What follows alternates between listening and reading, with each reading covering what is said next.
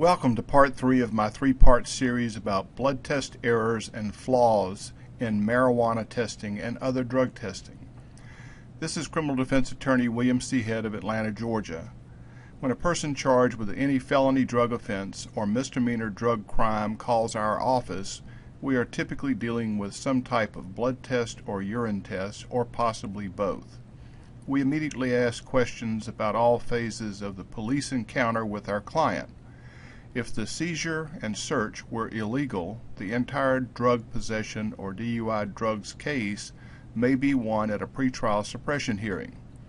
Most of our firm's drug cases are for marijuana, but this applies to all drugs, including prescribed drugs. Although only a small percentage of drug cases can be thrown out on an unconstitutional search and seizure attack, we can sometimes find ways to win your case on other legal issues. For example, if the officer has pulled you over for speeding and writes up the traffic ticket and delivers the citation to you, he or she cannot detain you any longer without reasonable objective cause to believe that a crime of some sort is being committed. Never start answering other questions about where you're going, where you've been, or questions about having used drugs or alcohol. Simply ask to be on your way. Nothing else needs to be discussed. If the officer escalates the encounter, ask, "Am I being detained?" and then ask to be allowed to leave. Never attempt voluntary field sobriety tests. All roadside evaluations and handheld breath tests at the roadway before cuffs are put on your wrists are optional and not required. Officers today are taught to ask a driver questions that seem innocuous, such as, "Are you taking any medications?" If you answer this question, then you may be on your way to jail.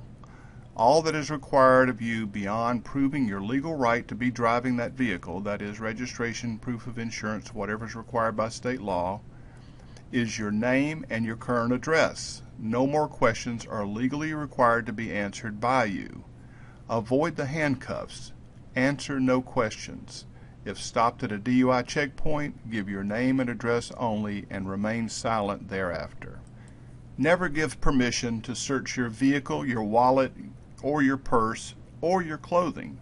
An officer's hunch will not authorize any additional search, but criminal cases across America have established that if you consent, you are probably screwed. Don't let the threat of bringing in a drug dog scare you into not remaining silent.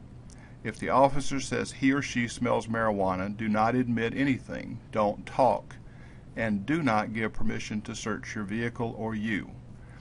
Any additional delay waiting for the dog to arrive and the suspicionless detention of your vehicle may very well end this illegal search with a case dismissal.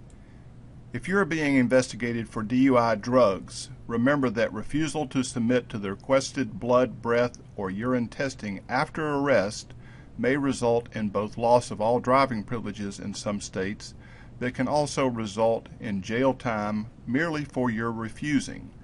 Hawaii recently passed such a law requiring 30 days in jail for an implied consent refusal.